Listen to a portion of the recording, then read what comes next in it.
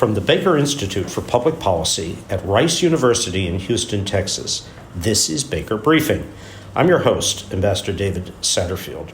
Baker Briefing tackles the most critical foreign and domestic policy issues of the day. Each episode is recorded in front of a live audience at Rice University in Houston, Texas.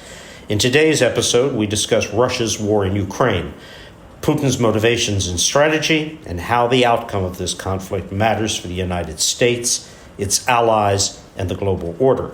We have a special guest joining us in Baker Hall today, a former colleague of mine, Glenn Korn. Glenn is a 34-year veteran of the U.S. intelligence and foreign affairs communities and served for over 20 years abroad, including tours in Russia, Turkey, Central Asia, South Asia, and the Middle East. He held senior leadership positions within the intelligence community in the U.S. as well. Now, Glenn has just returned from a visit to Ukraine along with former CIA Director Dave Petraeus. Thank you for joining us. Thank you. And at the start of this Baker Briefing, a bit of a disclaimer. This event with Glenn Korn and a follow-on event with Dave Petraeus coming up shortly were scheduled before the events ongoing in Israel and in Gaza.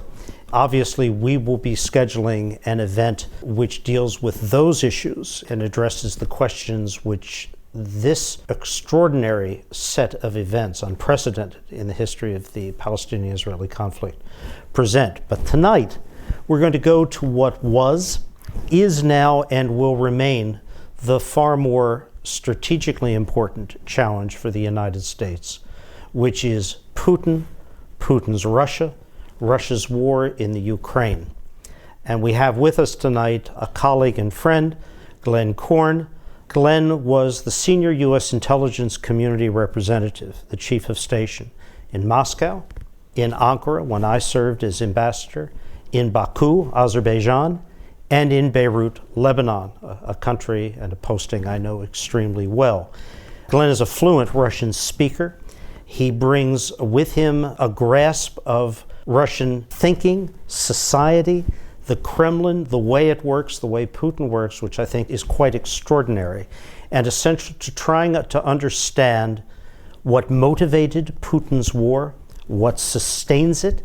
In Dave Petraeus' famous phrase from the Iraq conflict, tell me how this ends, but also for an American audience, why does it matter how it ends? So I'm going to start, Glenn, welcoming you. We're delighted to have you here from D.C. I'm going to ask you, before we turn to Ukraine, talk a little bit about Putin and Putin's Russia.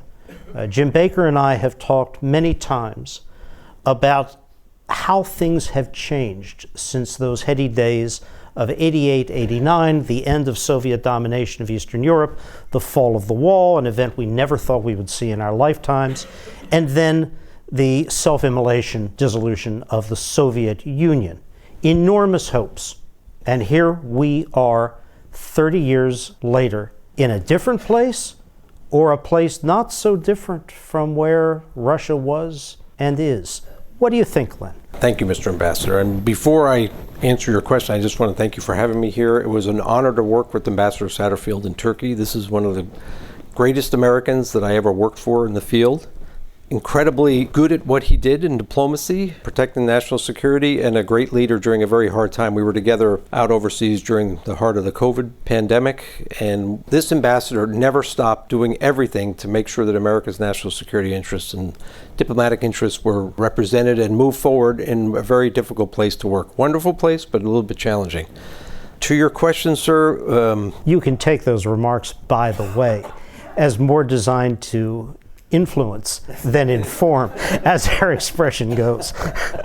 I think some people like to say we're back to the future with Putin. I started my career in 1989 as a Soviet military analyst working for the Army, and I was fortunate enough to see the Soviet Union collapse and the end of what Ronald Reagan called the evil empire collapse.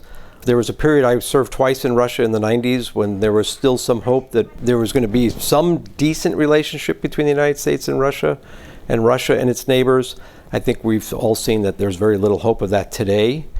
If you can ask the Georgians or the Ukrainians or any of their other neighbors how the Russians have been treating them, the answer would be not very well. Putin, in my opinion, had an opportunity in the first 10 years of his rule to bring Russia out of a very difficult period that it went through in the 90s. He had the oil revenue to do it. He had some space from the West to do it. He had support at home. But I think his ego and his desire not to turn Russia back to the Soviet Union, but to turn Russia back to the Russian Empire that he probably dreams of, Peter the Great's empire or Alexander II's empire. His desire to do that and rebuild the Russian Empire has caused major problems, not just for Russia's neighbors, but for the Russian people themselves. In all my tours in Russia, I spent a lot of time talking with Russians, and I don't think that Russians are benefiting from Putin's leadership anymore. I think they're suffering under this regime. And obviously, we're here to talk about Ukraine. The Ukrainians are taking a lot of suffering at the hands of this regime. And then just to mention on the Israel piece, I found out about what was happening Sunday morning when a relative of mine called asking about one of our friends that was in Tel Aviv for a wedding and had gone missing. And so she asked me if I could help talk to some of my Israeli friends to track this person down. Obviously, all of our hearts go out to the Israelis for what they've just gone through. But as I said to the ambassador today at lunch, I think that what the Israelis are facing right now is the same problem the Ukrainians are facing, and it's the same common threat between Moscow and Tehran, and it's mentality that says the Israelis don't have a right to exist, that the state of Israel should be wiped off the face of the earth. And we've heard Putin say many times now that there are no such thing as Ukrainians, there are only little Russians. There's no country called Ukraine, it's just Russia's border regions, which is a fallacy. It's a distortion of the facts, and it speaks to Putin and the people around him on what they're really after, and that is to conquer all of Ukraine and to make it part of what they believe is their empire. And I don't think it's in the U.S. national security interests or any of our interests to let them succeed in doing that. And we can talk about why. Glenn, just a fundamental question about Putin. Does he genuinely believe this? Or is it a device to rally with a nationalist lever, support for himself, the oligarchs, and the perpetuation of their power? One thing, Mr. Ambassador, I saw with Putin and the people around him is I think they've fallen victim to their own propaganda. First, we have to remember that Putin grew up in the Soviet Union where they were constantly hit with anti-Western propaganda, a version of history which is very distorted and presented in a way that makes Russians look like victims, the rest of the world out to get them. The Russians are very xenophobic and they're afraid of everybody around them. It's very odd because they seem to us sometimes to be a very powerful and strong country. But internally, I think that they're very weak for a number of reasons and they're scared of threats. There's some historic reason for that. They've been invaded many times, but they've also invaded other countries many times.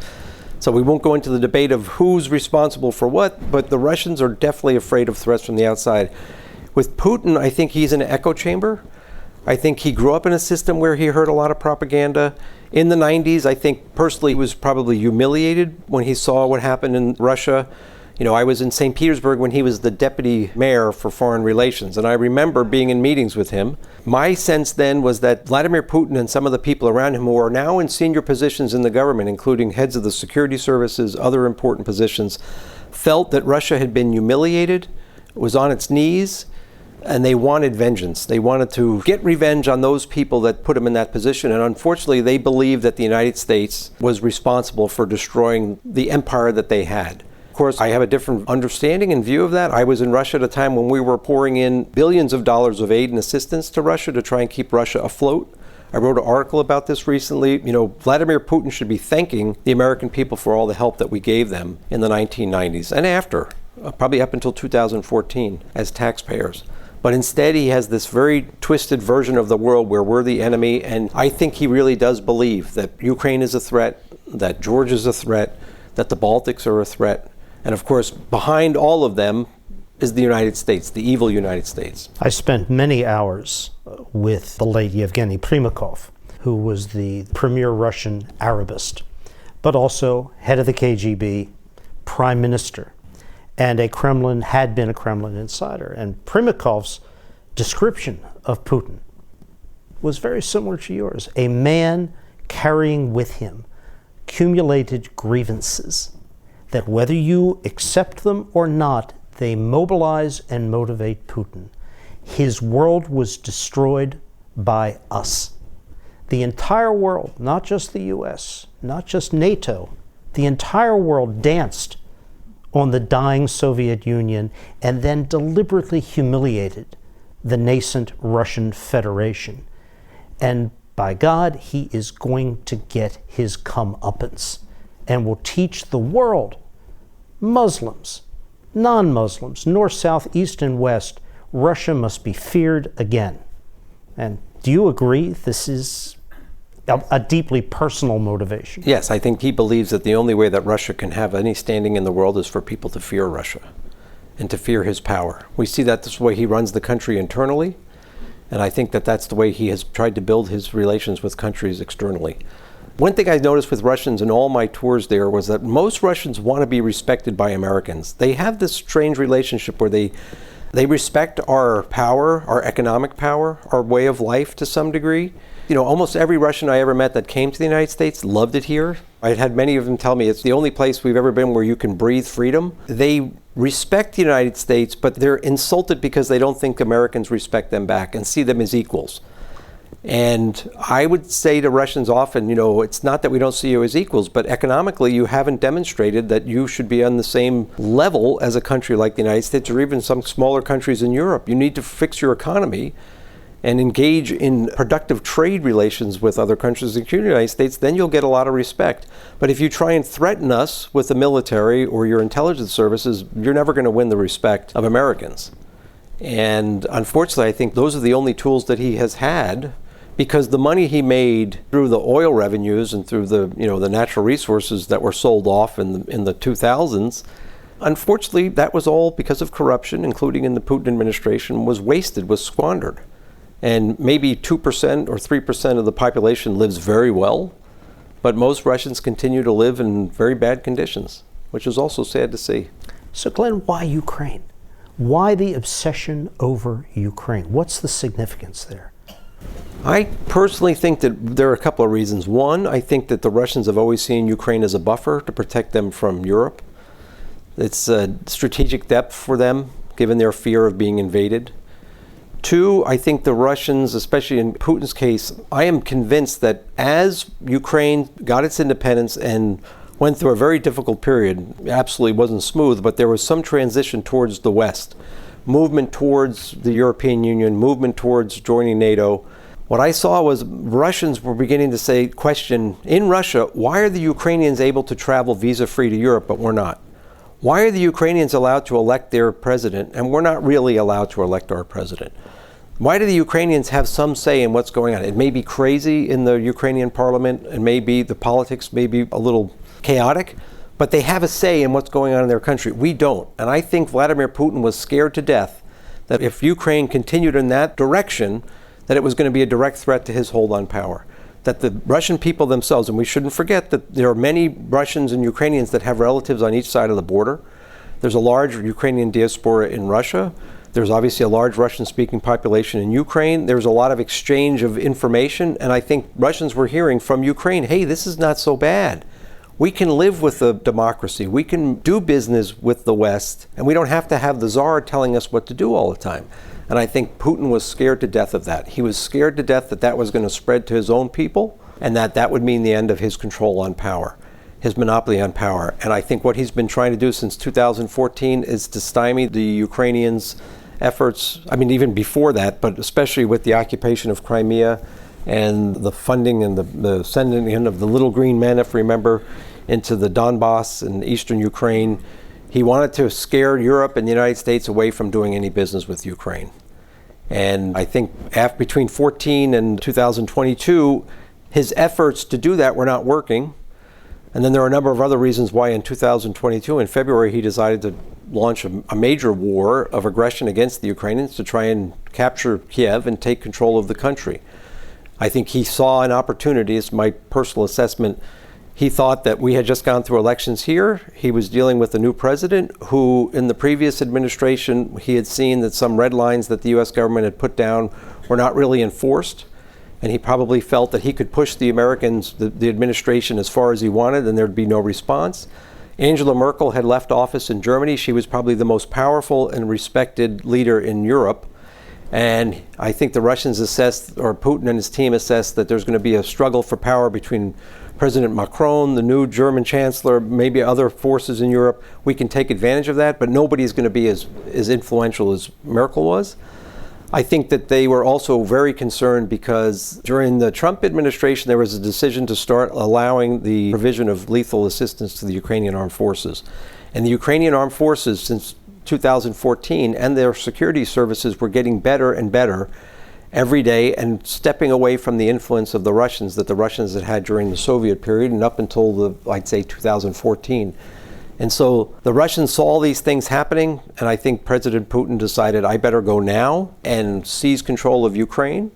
I also think he mistakenly believed that the Ukrainians truly wanted to be part of the Russian Empire. Those factors, some people have said that our withdrawal from Afghanistan was also a sign to him that he could get away with doing this.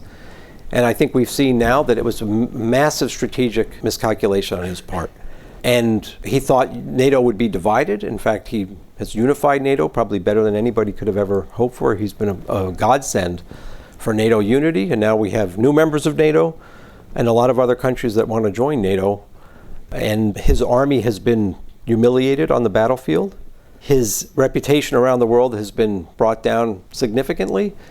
For years, people used to say, since 2000, when he came to power, Vladimir Putin's brilliant. He's a great tactician and a strategic thinker. And I used to say, no, I think he's just dealing with opponents that aren't that great. For the first time, he ran into a problem in Ukraine. He faced an opponent who is better than he is. And the Ukrainian president has risen to the occasion. I don't know that anyone would have expected it, but President Zelensky really stood up when it was required, stood up to Putin and the Ukrainian people. His calculation, the Russians used to tell me, the Ukrainians will welcome us with bread and salt, which is the traditional way of welcoming visitors. Instead, they got javelins, Turkish Bayraktars, grenades, and anything that the Ukrainians, remember we had this one woman in a village with poison pierogi welcoming them. They did everything they could to stop the Russians, and they continue to do so. And this miscalculation has cost the Russians dearly. Unfortunately, it's cost a lot of Ukrainian lives.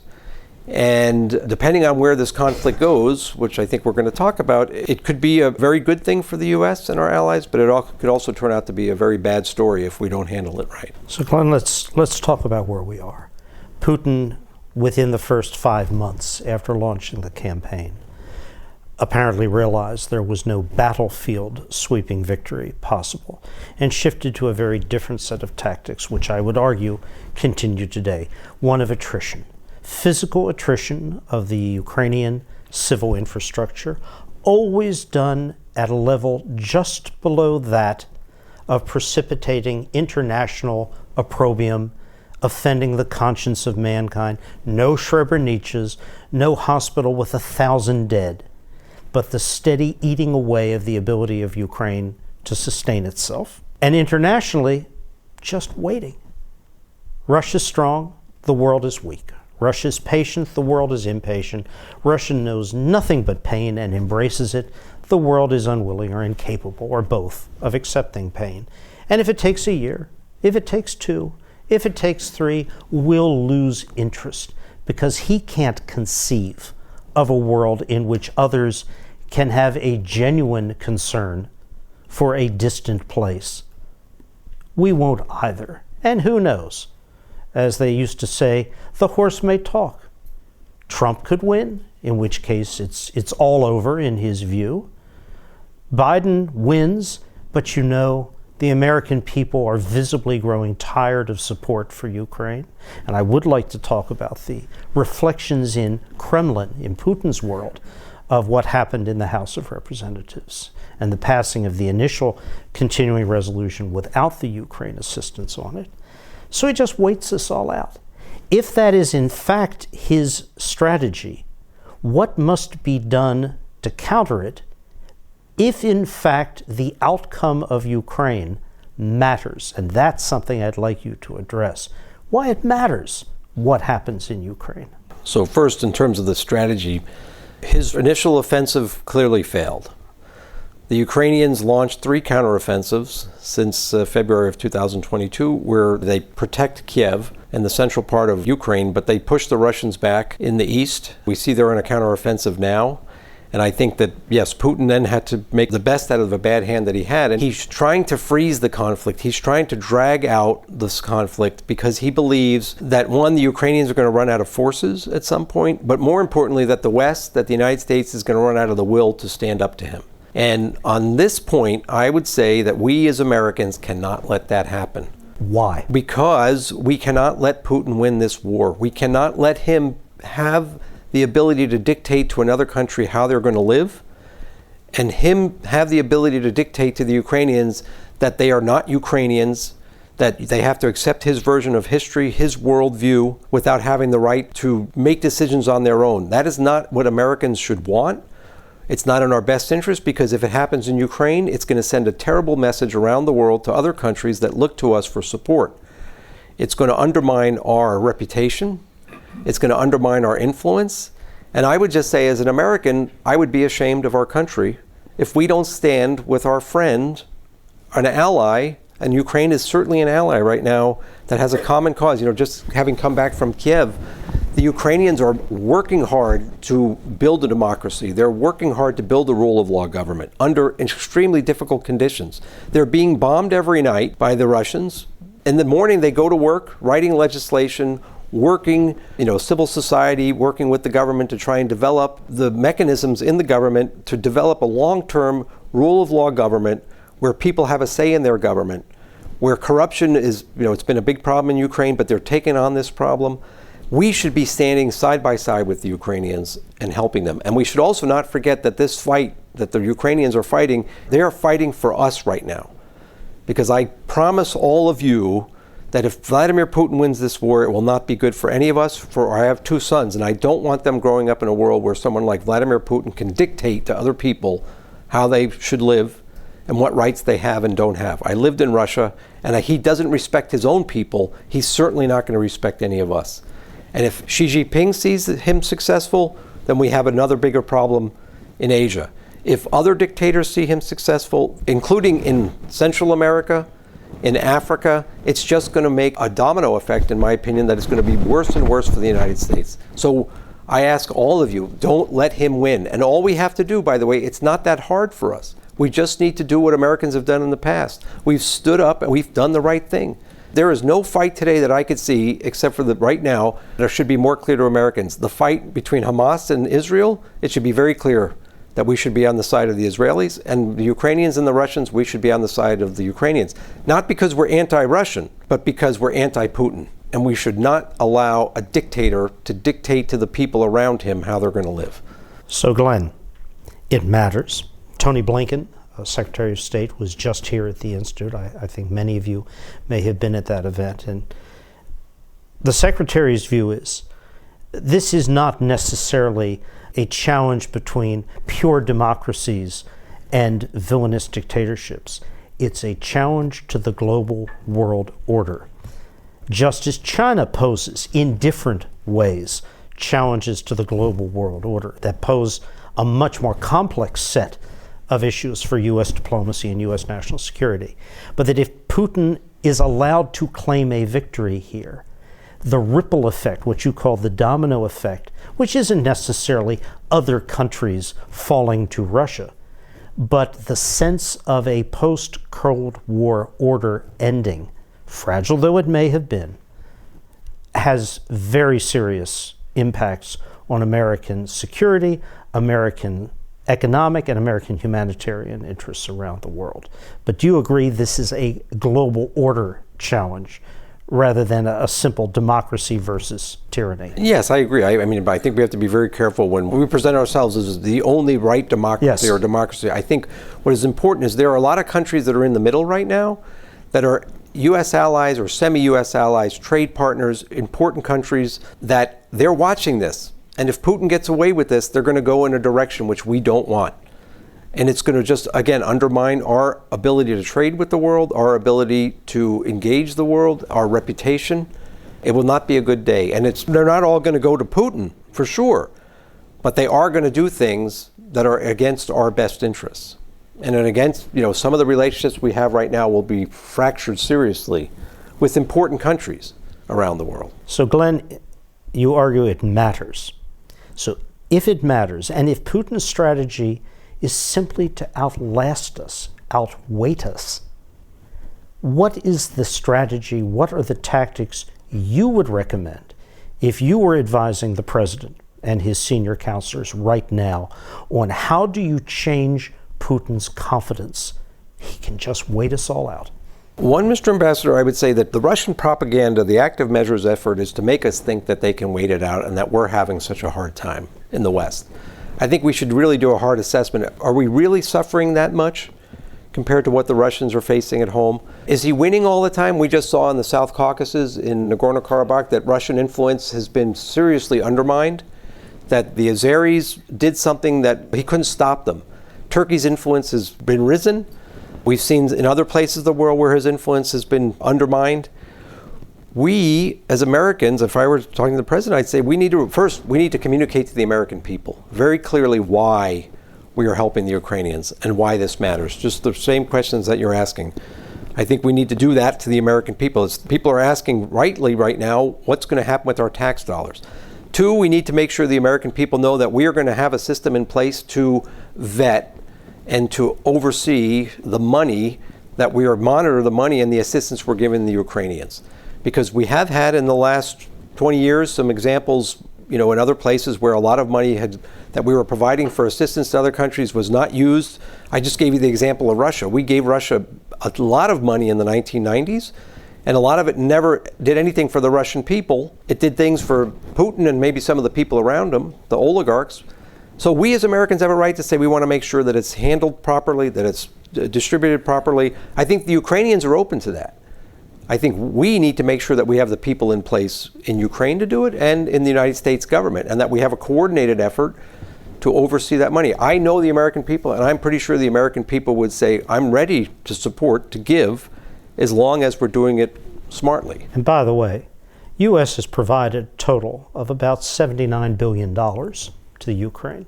The American Video Game Association estimates that Americans will spend about $98 billion in 2023 on video games and video game content, to put into perspective. And we should also put in perspective, a lot of the money that we're giving is actually coming back to the U.S. economy. It's being spent here. It's being spent here. It's in our best interest. That's another thing that people don't talk a lot about. So, Glenn, I have to, though, drill down now. The nuclear threat, the brandishing of, if you push me beyond my red line, and my goodness, we've had a whole series of red lines presented over the last year and a half, most of which have been crossed by Ukraine using American and Western weapons. How serious is the threat to escalate to a nuclear device? My personal assessment is that the Russians are not going to use a nuclear device. As one Ukrainian senior official said to us recently, the Russians may be evil sometimes, but they're not dumb. There are a lot of smart people around Putin who do not want to see a nuclear weapon used because they know what the consequences will be. I'm a big fan of Ronald Reagan, and I recently wrote an article about Ronald Reagan's policy on the Soviet Union, which I thought was probably the best policy we ever had for dealing with what he called an evil empire like the Soviet Union was.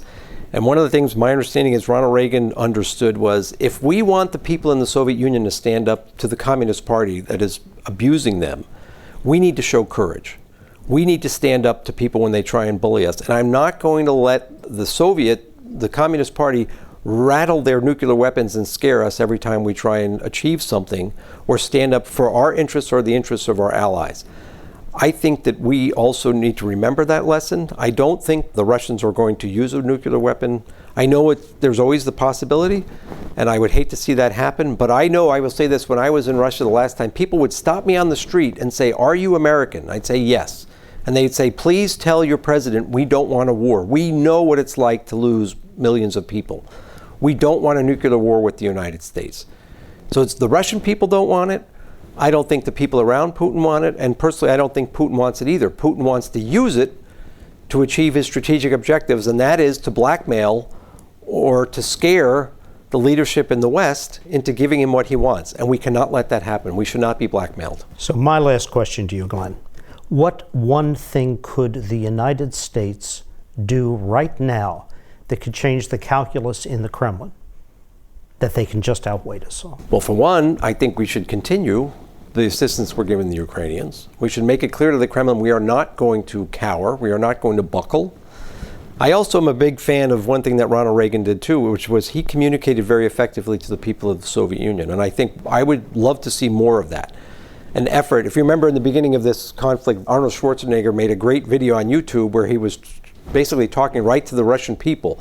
We need to do more of that because we need to make sure that they see that we are not the enemy. Their leadership is the enemy right now. Some of the weapon systems that we're giving the Ukrainians, I think, will be game changers. It's really going to make it harder for the Russians to do what they're doing. And I think if the Russians ratchet up this war any further, then we need to be ready immediately to respond in kind.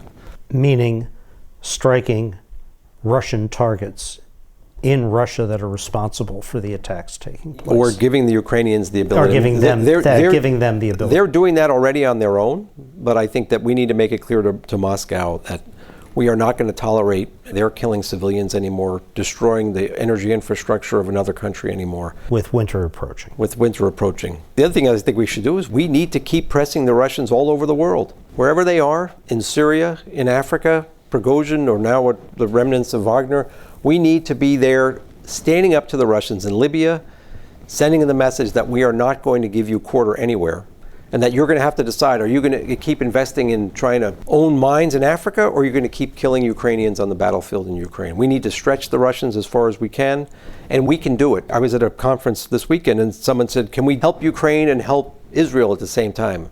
And I said, to my recollection, we came out of the Great Depression, and we fought a war on 3 fronts in North Africa, Europe, and the Pacific, and we armed the world. We were the arsenal of democracy, including the Soviet Union, which would never have defeated the Nazis, the fascists, without the Lend-Lease.